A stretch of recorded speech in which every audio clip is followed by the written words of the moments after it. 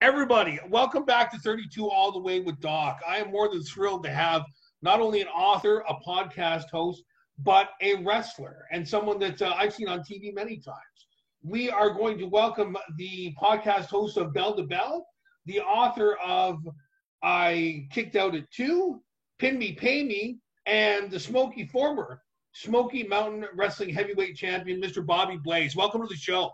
Hey, man, it's my pleasure to be here. Thank you for having me. I hope you're having a good day.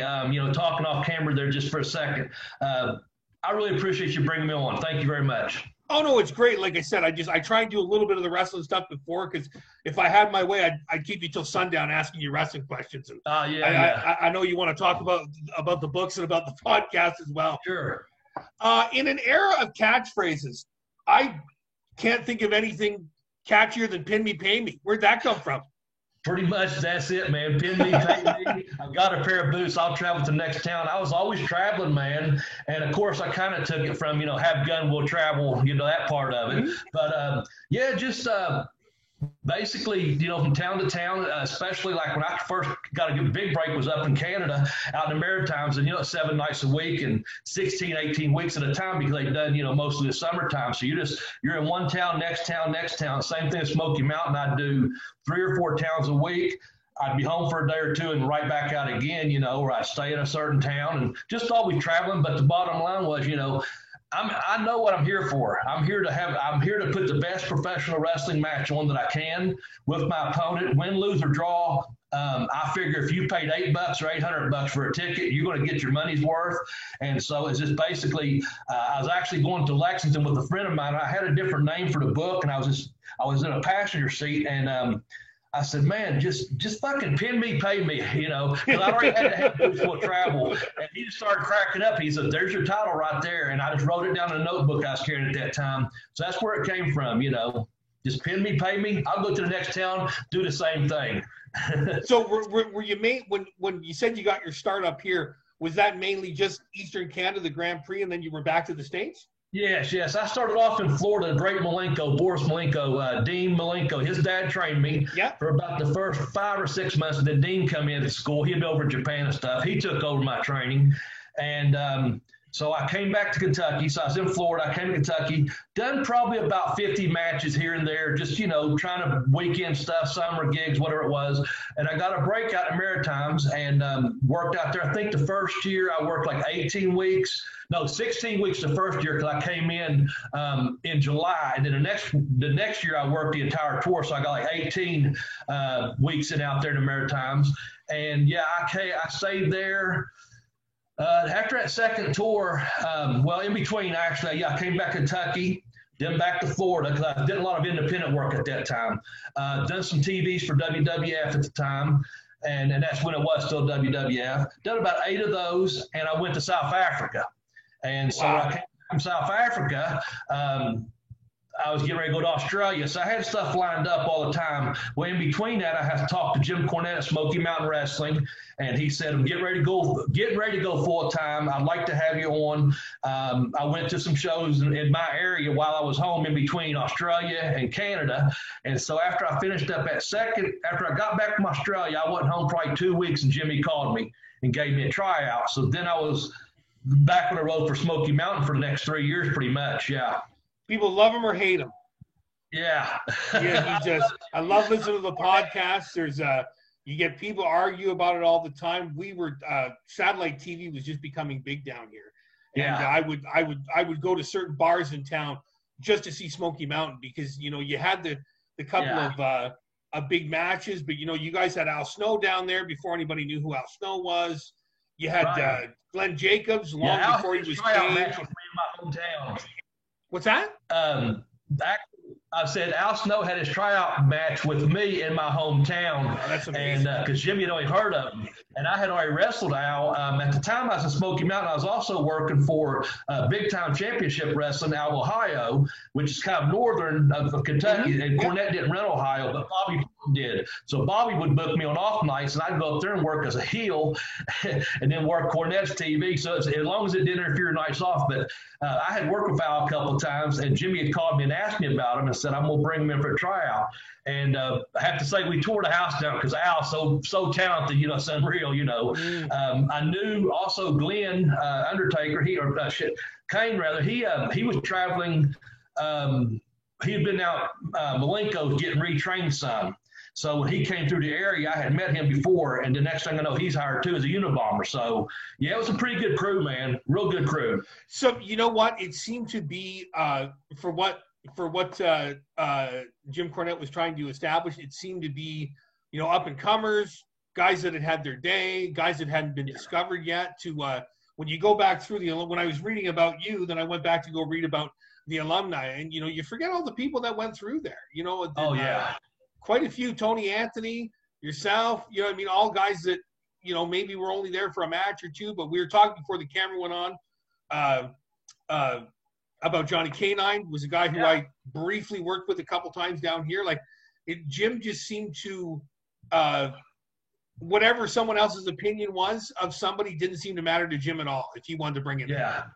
Well, I think Jim Cornette has one of the greatest wrestling minds in the business. I really do. Like I said, I'm a Cornette guy. I think, in my opinion, him and Kevin Sullivan are just two great minds for the wrestling business, and I happen to get to work with both of them. And when I got finished work with Smoky Mountain, I say it even in my book, I was telling you, work for Bobby Fulton. I worked around Bobby Fulton for 3.5, 4 years, and then I worked around Cornette for like 3.5 years, and I stay in contact with those guys still today. How could I not learn? When Cornette asked me to come to a production meeting after about 2 or 3 TVs, and hey, I got an idea for you, I was like, I can't pass this opportunity up. It's happening, So got to sit in and see, okay, you're on this segment, you're on this segment of TV. This is what we're trying to project and stuff. So, I just think his opinion is, if he messes up, he knows he's going to take the blame for it. You know what I'm saying? So he's willing to put his ass and his reputation on the line, and I like that about Jim. And everyone's entitled to the opinions, and I agree with a lot of stuff he does say.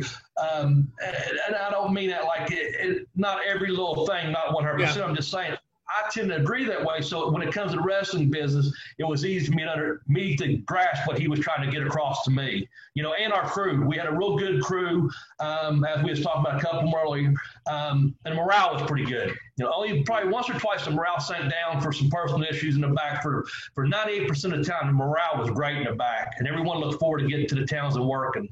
So what I find simply amazing about Cornette is that this whole Me Too movement of the last couple of years, when everybody's getting taken down for sexual charges or whatever, Cornette's the only one I can think of, Hollywood stars include, who basically said, "Fuck you, it didn't happen, prove it happened." And it went away. I was amazed, because when I first started hearing the rumors, I'm like, oh shit, they're going to snag him for something maybe he did on the road 20 years ago. No, he flat out said, "That's between me and my wife. It's none of your business." That's right, man. That's amazing. That's the way it should be, Anyway, you want to talk about the books? Yeah, sorry, I could drag you all day about wrestling, and I don't want to do that to you. I could talk all afternoon with wrestling too. Look, I'll just hold it up here. I don't know if you can see it or not. Pin Me Tape, Boots Will Travel. That's my first book. It came out about 2013. It's one of those things that was someone just suggested to me, man, you should write a book. Well, I had been told that for years and never really considered it. I've always been a writer. I write a lot of stuff out, notes and blurs for the podcast, just different stuff. I always, my degree is in communication, so I've had to write things, little things along the way. But what happened was, after going to like a couple football games, I went to like a Kentucky Derby party, just little things you would do in your regular life. And I wasn't really wrestling at the time or anything, but I found myself talking to someone like yourself. We started talking about wrestling. And they said, one first story I remember, a guy said, "Hey, Bob, you wrestled Dan Severn." And I was surprised that this guy knew that. And I don't think he was that big of a wrestling fan, but he was a UFC fan. And so I started telling him that story, how, I worked with Dan Severn not once but twice. And we're just sitting there having a cold beer. And like I said, it was either a football party or I don't think it was a derby party, but nonetheless, there was a bar that, I went to. I come home and wrote that story down, and then I was like, a couple of weeks ago, someone asked me about this other person, and I just started writing. I had like 6 stories before I knew it, like little short stories, and then someone, once again, just kind of said, not knowing I was doing that, said, man, you ought to write a book. And I said, that's a good idea. Like, thanks, I appreciate the idea. I've always been fascinated with the business myself, but I think you guys, someone who's actually can use the title journeyman, I don't think you can compare it to anything else but being a rock star. You're out in PEI one night in Canada. 3 days later, you're in Ohio working for Al Haft. 4 or 5 nights later, you're in the other half of Ohio working for Jim Cornette. Like just take the wrestling out, just the road stories. Yeah. All that insanity. Yeah. And, I went to Britain, like Australia. I was over there for like 22, 23 days on a Wrestle Riot tour. They had several WWF guys on that tour. Big stars, Don Morocco, Jake the Snake Roberts, Junkyard Dog. All these guys were fresh off TV at that time. And so I'm almost, I think Slam Magazine, when I think someone interviewed me there, when they wrote up the notes, it said basically like, I had a good perspective, kind of like a fly on the wall. So even when I went to W, I'm around all these guys like Hogan and Nash and Flair and all these guys. Now I'm not working with that caliber of person, but I can absorb that and know. So one thing I didn't do in my books, if you're looking for a lot of dirt or inside scoops, now there's a lot of there's drug references, alcohol references. It's adult content, okay? It's rock and roll, really. It's drug, sex, and rock and roll. The thing is, I didn't spring dirt. If I knew so-and-so was doing this or so-and-so screwing someone's wife, whatever, I didn't go in and put that. I didn't bury anyone in my book. If I didn't like them or get along with them, and it's not, that's a very short list. I try to get along with everyone. But I didn't say, okay, well, I know so-and-so, he's a piece of shit. Reading what I could find. Reading what I could find, you didn't really seem to have a beef with anybody. Yeah, I didn't. Pin me, pay me. I'm here. I know what I'm here for. I was getting ready to go out one night. I had like an 8-minute match scheduled with Booker T. Well, that fell through, and Terry Taylor come to me and said, Bobby, this happened. There's a lot of things. Next thing I know, I'm getting ready to go and do. I went from 8 minutes in Knoxville with Booker T to fly around and do our stuff because Booker knew I could work and he asked for me. It got shot down for whatever reason, but basically I ended up doing like had like 3-second squash with Adam Bomb or Big Brian Clark. Yeah. I don't know what his name was in Wrath. Thank you. Anyway, I'm standing there and I'm like pissed off, man, making really good. But I'm like, fuck, I was getting ready to go out here, and wrestle, Booker T and have a good match. And Orndorff's like, Bobby, you got like 3 seconds. He give him a kick and take the pin and get out of here. Well, I was just kind of pissed off, not at Orndorff or anyone in particular. Like and Rocky King, one of the guys that, he wrestled, had been a referee. He was ring crew then. He looked at me and said, Bobby, did you get a check? And I said, yeah. I said, FedEx just dropped the check off just a couple of days ago. He said, then get your ass in there and do your job. He just laughed at me because he knew where I was at. And I just went to the ring. I kicked him. He bent over. He pumped me up. I don't know, pin me, pay me, but I got paid, So it's one of those things like, but I didn't bury the guys in the book, what I'm saying? I just like, that's no one's fault. It's just shit happens, That's always been the most, I don't know if you want to call it frustrating. You obviously had it on a much bigger scale than I did, but I remember a couple times, you're going to drive out to Toronto and they're going to give you $25. Yeah. And I'd get there and there'd be nothing going on. Or then you'd find out that somebody else bitched about it and took your spot. Yeah. And then we went out to, we went the one time, and I forget what happened, but there was a local guy around here named Cowboy Danny Johnson who took offense to my partner and just beat the shit out of him. Yeah. And I left. I'm like, I'm not getting beat up. I'm getting $25 over there. I mean, it's just how those things change from when the guy came in to tell you Booker T, which would have been a great match. Booker T's awesome, to getting kicked in the face in 4 or 5 seconds. I've never understood that booking decision. Like, they ran out of time for you. Did something go long? Earlier, 2 things happened earlier that day. Paul was all for it. Terry was all for it. Booker was all for it. Bischoff makes the decision, or someone else. I don't know. I'm just saying. So Bischoff says, you know, I don't think he has enough TV time, because this was on Nitro, by the way. And so word was I didn't have enough TV time in. And when Terry come and told me, he said, Bobby, I don't know who you're with, but you know, this is what Eric said.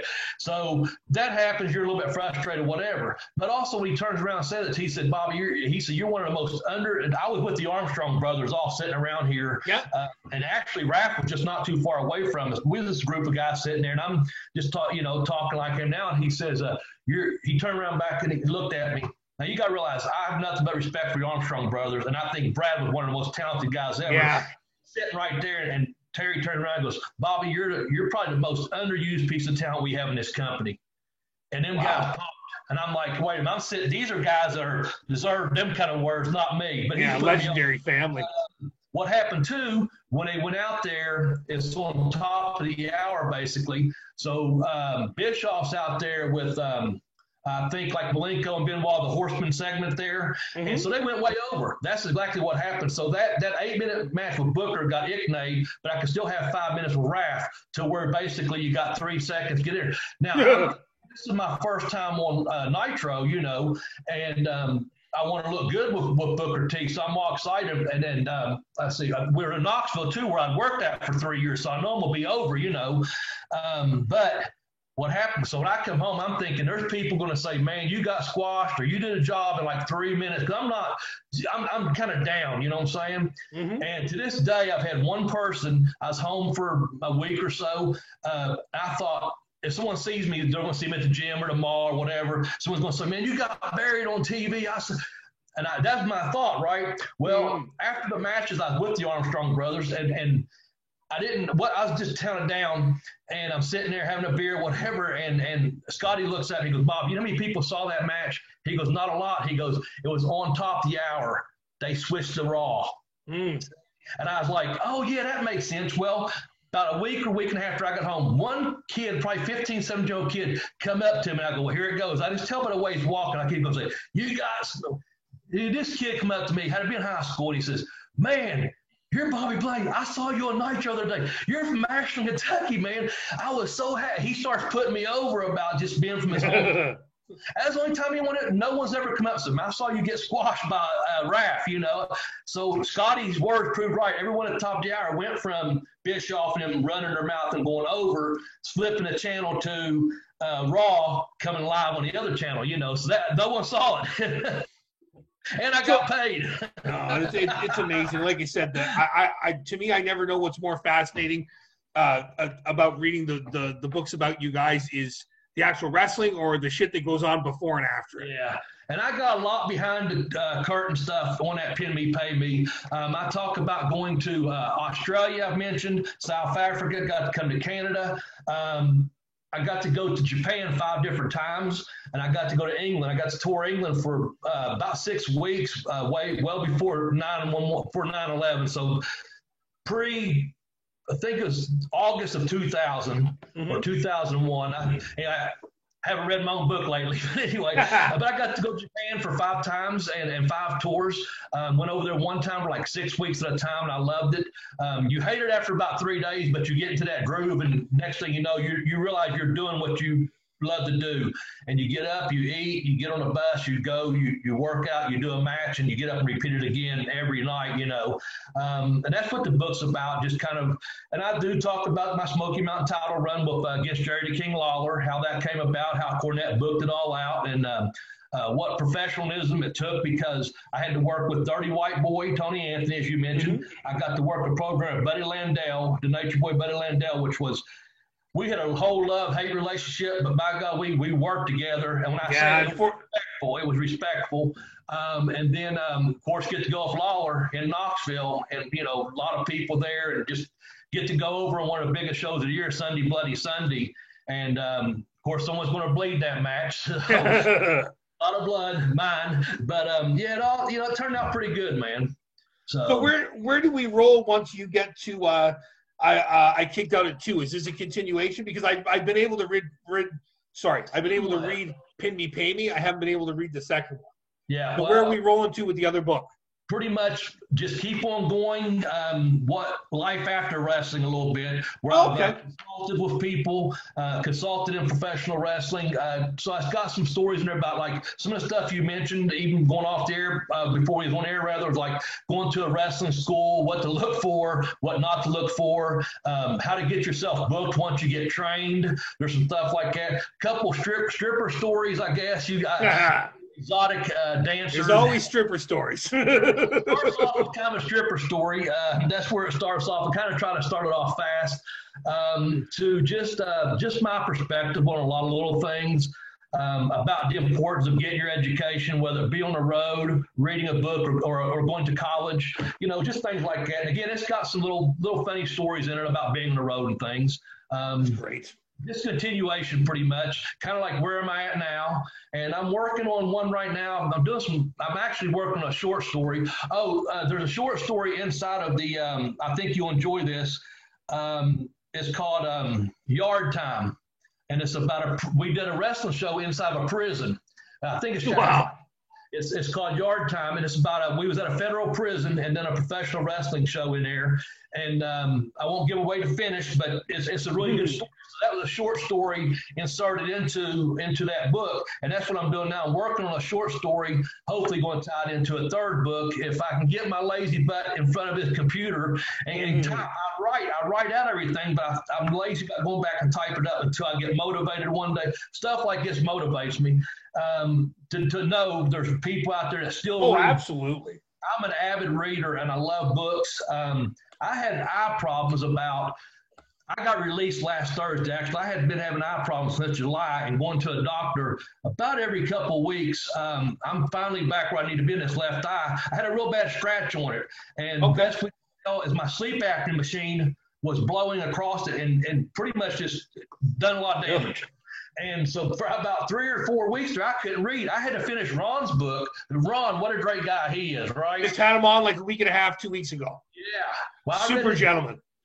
He sent me a copy of it. I was about 3/4 of the way through it, and I couldn't finish it. The last 2 chapters, I guess, because I couldn't see all this eye very good. And we had him on our show as well just 2 weeks ago. So luckily, I got heat on my eye, did this, got to finish at least the last 2 chapters before having him on the air. But I was writing him and letting him know, here's where I'm at, man. You know, not making excuses. But anyway, back to the book thing.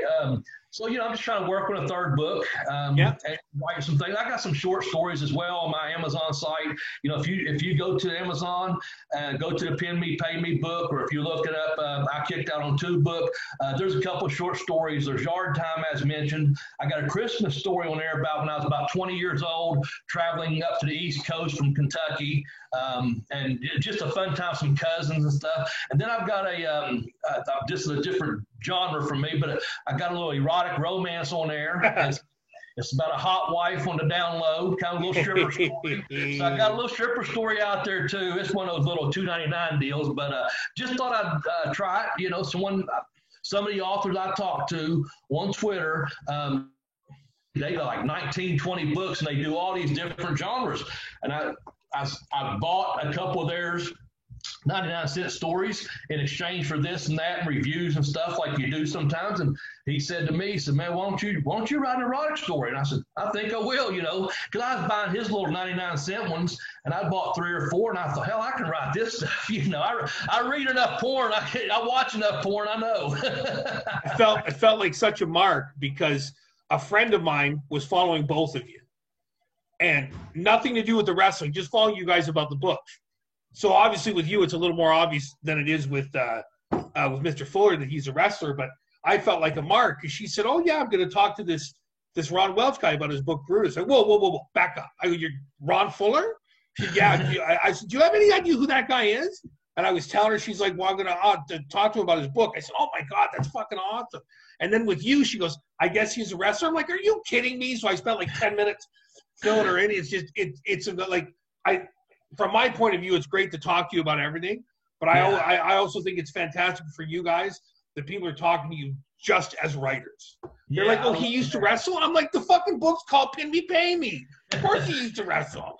And, you know, I got a note. I got a little note from Ron. He said, Bobby, I'd like to send you my book, and it's not wrestling related. Can I have your address? And I was like, yes, sir. And, you know, we've been corresponding for, I don't know, about a year and a half, 2 years now on Twitter, very respectfully. And I knew his brother and his cousin, but I had never met Ron. And no, he was already out of the business by the time you were in. Yes, yes. And I worked with Rob and Jimmy. Jimmy Gold's his cousin. And Rob. Yeah. I knew Rob from Florida, then I worked with Jimmy and Rob over. Were you guys all in WCW at the same time when they brought them in? Just a short period. I was with them at Smoky Mountain more. Okay. They were actually leaving when I was coming in. I met them in Smoky Mountain. Then they were leaving when I was coming in to WCW. Okay. Nonetheless, Ron sent me that book, and I read it, of course, and gave him a review. But it makes me feel so good, because we had him on our podcast, I'm probably going around the world here to get to my elbow. For me to say Ron Fuller, author, you know, I was exactly. I was thrilled, and I asked him on the podcast, I said, how does it feel to have an author after your name now, you know? And he's gotten, I don't know, 15, 16, 20, I don't know how many 5-star reviews. And I think he's really feeling good about himself. And I'm really happy about that, man, because he's a first-class human being, first of all, and just a damn good man. And he's got this book out there. So I'm happy for the guy, man. A lot of times if I read someone, they'll say, would you read this book or that book? And if someone I don't know very well or just off Twitter or whatever, one of the things I put in my review, I look for more books or more novels or more stories from this author, you know, if I mean that. Well, I hope Ron's got more in him, because he's got that creative mind, that character development, all that. So I do look forward to books. I hope so too. Like I said, he's off to a great start. Yeah. Your podcast. Yes. Were you approached about this, or you just said, fuck it, I'm going to start telling some stories? How'd it go? A little bit of both. So it's the Bell to All Bell you Southern guys. Podcast. All you Southern guys, I listen to the stories and I go, bullshit. But then I go back and I listen to more, and it's just, like I said, the wrestling, even if you take the wrestling out, it's still hilarious. Exactly. It's guys in cars, guys at bars, guys in locker rooms. It's just, shit happens, man. I had a story from Australia. This story is actually in my second book, The Education of a Wrestler. I kicked out on too. Well, I was in Australia, and there was a certain rat over there. I won't give the story away, but she had been with a lot of different wrestlers, and come to find out that there was an adult magazine in about 98 or so that interviewed her. She's known as the Arena Rat. You know, her name's Sue the Shooter, just so you know that. Okay. Sue's her name. Sue the Shooter's a character on a 605 podcast, and I don't know if you ever listened to Brian Lash. Oh, yeah. I love that. That's where I got my first bigger audience for a podcast, to get to your question. Apparently, and I knew this, but apparently someone got a hold of this article, and Brian read it on the air. Well, people started texting me on Twitter like, Bobby, Brian's telling the story. Sue Shooter, supposedly I'm the last wrestler she had been with. And I said, well, that's just a damn lie. I said, it was just a blowjob. That don't count. You know? Anyway, Brian gets a hold of me and said, you know, would you like to tell that story on the show? And I said, yeah, I'll tell it. And it's a true story. It's what happened. She wanted to be with someone. She's trying to pick up different guys and this and that. And I get to the room, I get left out for dinner, and I'm hanging out with someone else, and have a couple of Jack Daniels, and sitting there, and she calls my room, and I'm like, what room you in? And we have fun. You know, it was all good, clean fun, just rats on the road, you know, whatever. So I tell that story a little bit more in detail in my book. But from there, people start asking me, would I come on their podcast and tell a story? And this and that. I got to be on the Booking the Territory. Mike Mills, I love that podcast. Yeah. Mike got a hold of me, and I started co-hosting sometimes with Doc and Harper. If Harper, he missed several times there during this pandemic, and I ended up doing several guest casts, you know, podcasts on there. But I kept thinking, Brian and I had talked, but nothing was really solid, concrete. And I had been on a author's podcast, the Geekish Cast, and first he wanted to interview me just about wrestling. And he said, my co-host is Jeremy Vilmer, the professor Jeremy Vilmer. Dude's got so much knowledge in his head about professional wrestling and a fan and just perspective on things that we just clicked during the wrestling interview, kind of like we are right now, just clicking. Yeah. And so we waited out. I don't know how long we waited, but he got back with me again and said, now I want to do Bobby Blaze, the author, or Bobby Blaze Smith, the author. Book podcast, mostly kept it on books. So we done 2 different podcasts on his old format, The Geekish Task. And he said, look, if you're not going to do a podcast with anyone else, would you give me a chance and let me try to do it with you? And I said, yeah. Why we didn't name it Pin Me, Pay Me podcast to this day, I don't know. But we came up with the Bell to Bell Bobby Blaze podcast, and that's kind of what happened. So in addition to being on as a guest host on several, we've done one that had an 18-month agreement. We went through that 18 months. We took about a 6-month hiatus. Just a lot of shit happened in our personal lives and pandemic and just a lot of different things between both of us. And also we had a gentleman named recently passed away named Tex Johnson who done all of our YouTube channel stuff. Anyway, when he got involved, things really picked up. But all through us pretty much started dealing with some personal health issues and this and that. Like I said, Tex is no longer with us, unfortunately. So we took that 6-month hiatus, and now we just started back, and we've got about, we started back in June, I guess it was. So we've got about 3 months of podcasts that we just finished. We just finished one up on, like I said, we had Ron Fuller 2 weeks ago. We did Championship Wrestling from Florida last week. And the one that's going to come out tomorrow is a tribute to the Road Warriors due to the recent passing. Yeah, I read that last week. We've done 10. We've done 10, but there's probably like 15 different reasons. You probably name 1,000 reasons why we love the Road Warriors, but that's going to be our newest one that'll come out tomorrow. We try to do them every Tuesday morning. And I love doing them. It gives me something to do because it's got me motivated to write. Also, I might think I remember a match this way, and I get to go back and kind of research it on YouTube and things like that.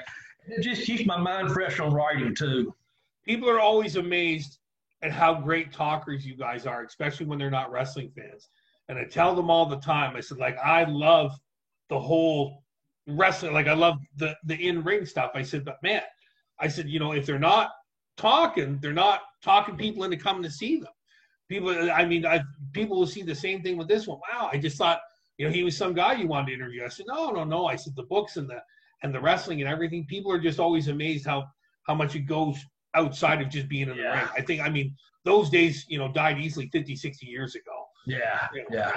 And well, man, I appreciate you having the show. And that's what we do on our podcast too. We try to keep a lot of these names out there that some people may not remember. We went back all the way to like 1905 for the first title range, when he first worked matches, and we've done a history of pre-NWA days to NWA to quintessential champions through AWA and WWE. We took a deep dive into several of these because we want to keep those names out there. The people that went out and paved the road, went out there and rode those 2-lane highways, if you will. Oh, yeah.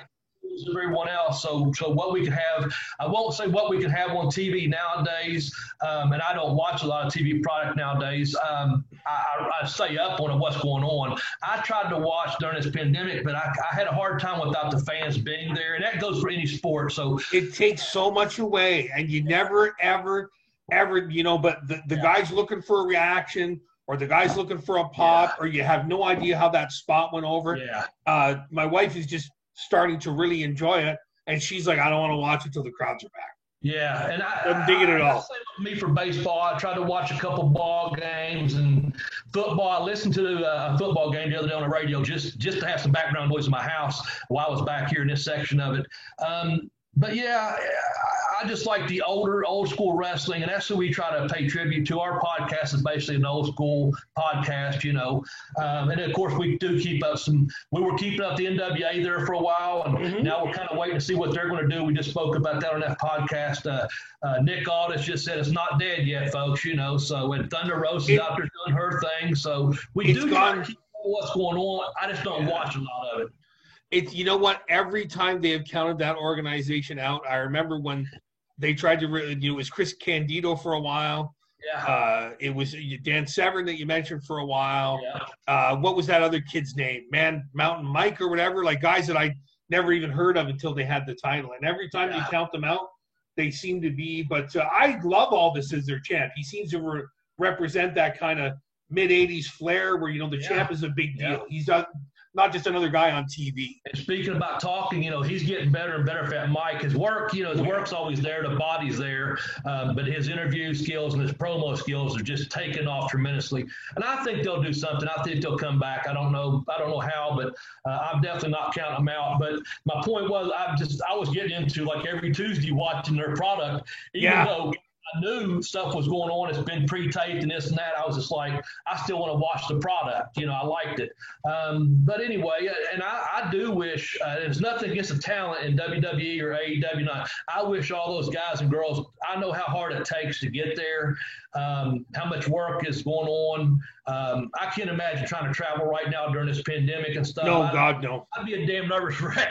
But so I respect that. I just don't like the actual product itself. Some of the shit I see, that's not what I want to see for my wrestling, because I love pro wrestling and I don't like sports entertainment.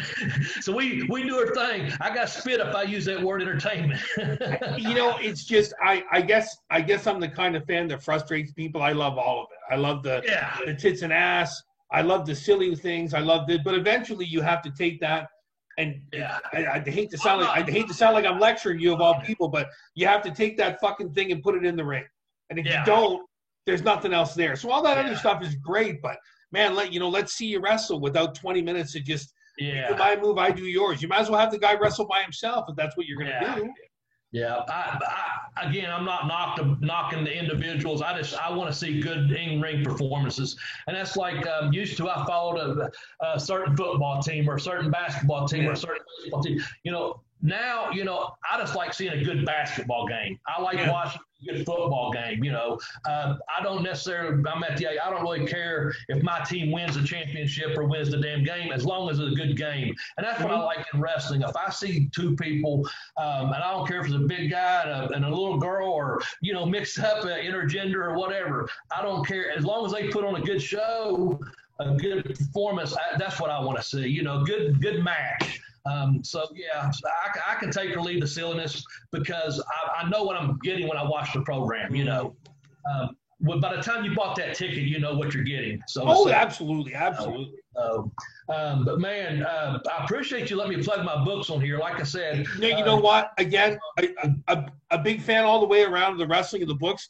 We're going to sign off in a minute. Don't take off once we stop. I've got a couple other things to ask you. But here's what we are going to do. I haven't had a chance to do I Kicked Out at 2 yet, but I have done Pin Me Pay Me. I'm going to put up a review for you. Everybody, please, if you're looking for these stories on the road, if you're looking for the silliness of it, if you're looking through the politics, please check out Bobby Blaze's 2 books. Pin Me Pay Me, I Kicked Out at 2. We've got the Bell to Bell podcast, and I'm sure you're looking for other writers and other acquaintances. This is how we met. You were telling me earlier, most of your social media is done through Twitter, which is Bobby Blaze, BOBBY, capital BLAZE 744. And I will also have all that on the bottom of the page as well. Thank you. Thank you for your time, sir. Been my pleasure, Paul. Appreciate you very much. Best of luck, man. Thank you.